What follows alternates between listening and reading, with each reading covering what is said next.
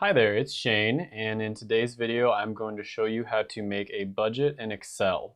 In a consumer culture where we're constantly bombarded by thousands of advertisements every single day, it's very easy to lose track of your money. And while creating and maintaining a budget is hardly how most of us want to spend our free time, it's one of the most important skills that you should learn. Now, I've tried out dozens of different budget templates over the years, and the one that I'm going to show you is by far the best minimalist template for Excel. And this is going to work for 99% of people, whether you're a complete beginner or you've been using budget templates for a long time, it's going to work very, very well for you. And make sure that you watch the video all the way through because I'm going to go over some of the common mistakes, some of the biggest points that come up, and how you can modify the template to suit your needs. And by the way, this template is available down in the description. I actually found this from another YouTuber when I was searching for the best template for myself. It was one of the dozens that I downloaded and tried myself. I think that you have to enter in your email in order to get the template.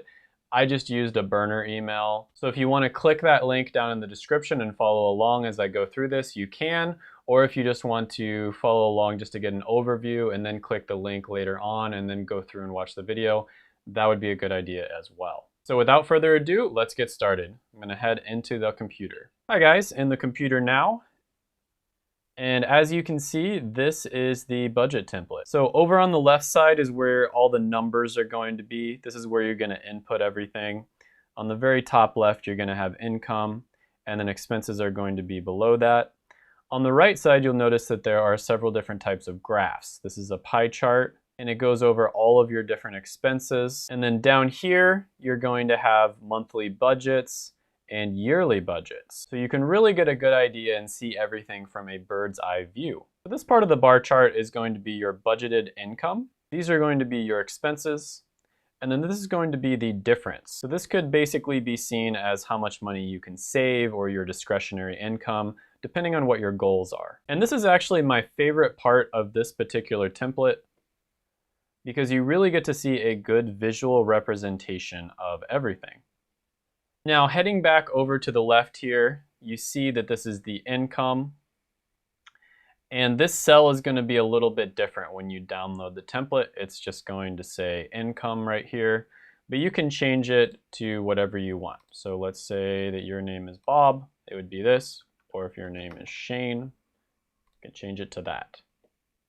So when you're clicking through the cells, any cells that have a function or some type of code up here, you don't want to touch them. So anything to the right of this line right here, you really don't want to touch at all. If you do, it'll actually mess up everything. You can, however, change these cells even though they're not white. You can still change these cells, but just to make it easy, anything to the right of this line right here after D, do not change. So as you notice, this is the income on the top left. And when you change anything in the white boxes that has a number, it's going to change down here on these charts. So I'll show you. Let's say that Bob, let's change this to Bob just to make it easy.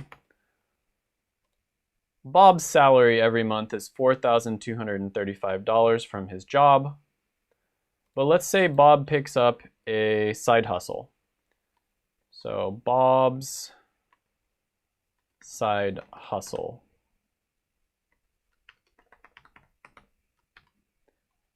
So Bob picks up a side hustle for tutoring. And just to make this very, very obvious on the graph, I'm going to say that's $5,000 a month. Now, as you can see, when I put $5,000 a month, this completely changed down here. So the income went way up. The expenses stayed the same because we haven't touched that. And the difference changed as well. So we're going to go ahead and change this back to 50. And I'm going to press enter and you'll see that it changes. Yep, it changed. So let's say that you want to add another income in here. You're going to go ahead and click on this cell, right click, and go to insert. And we're going to call this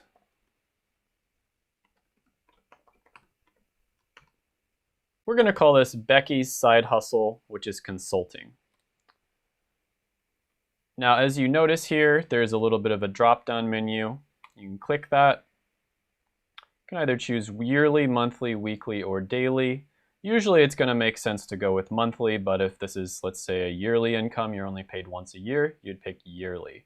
Or let's say you're only paid once a week, you'd pick weekly. We're just going to go ahead and go with monthly. So let's say Becky is making $1,000 a month from her consulting side gig. So we click $1,000 a month there. And as you notice, nothing changed over here. Not a single thing changed. And the reason for that is because we haven't formatted the cells. So the way that you would do that is you would click on a cell that already has the code. The one right above it is the easiest to do. And then you click on the bottom right and just simply drag down. And then you do the same thing with the yearly. And you probably noticed it changed. Let's go ahead and make this 5,000 just to make it obvious. And once I press enter, you'll see a huge change here. There you go. Okay, we'll put that back to 100. So that works all the way down here. And as you'll notice, there are a ton of expenses here. Chances are every single expense you can think of is on here. However, if there's another one you need to add, it's very easy to do that. You would just go through the same process as you did with the income. Come here, click a cell, right click and insert, and then just remember to drag at the very end. So moving down here to expenses, as you can see, we've got housing, transportation, medical, utilities, personal, entertainment, household, giving, pets, insurance, taxes, debt reduction, education, and savings. Let's say that your mortgage went up to $5,000 a month. I'm going to go ahead and type that in here. And before I press enter, I want you to go ahead and look at the pie chart on the right. And I'm going to press enter right now. So it does take a moment to load. But as you can see, that is a huge expense. It takes up the lion's share of the pie chart. And everything that you do here updates over here. It's very nice. And that way you can see where all of your money is going. So we're going to go ahead and do Control Z, change that back to 1300. And as you see, this changed. And down here changed as well. Now, as you probably noticed at the very bottom, all of your monthly expenses are added up for the month right here, and then all of your yearly expenses are also added up for the year. So for people who like to see just numbers and they don't care about visual aids, you'd look at the bottom here. Now that you know the basics of how to use the Excel budget spreadsheet, I'm going to go over how you can actually look at your budget and see where you're spending too much money. And that way you can actually improve your cash flow every single month. You can save more, you can invest more, which will lead to you retiring earlier and just having a better life in general. And that's the reason people budget in the first place. Now, as you can see moving down here, when you come to the entertainment tab, there's a few things that probably stand out to you. Looks like Bob is spending $300 a month on Starbucks and $400 a month on avocado toast. And if you look over to the yearly, this is nearly $8,000 a month just on Starbucks and avocado toast. So if you were Bob, you would probably look at this and you would say, okay, I should probably cut down my consumption of Starbucks and avocado toast. Now, obviously, some of these expenses are going to be fixed. So an example of a fixed expense would be probably mortgage. That's generally not going to change unless you get another house or you refinance, but that's generally going to stay the same from month to month. And an example of a variable expense that you can't really change would be office visits. So you can't really predict when you're going to get sick. So this is something that's variable, but you can't really change it, unfortunately. But you'd want to just look down this list and look for things that you can change.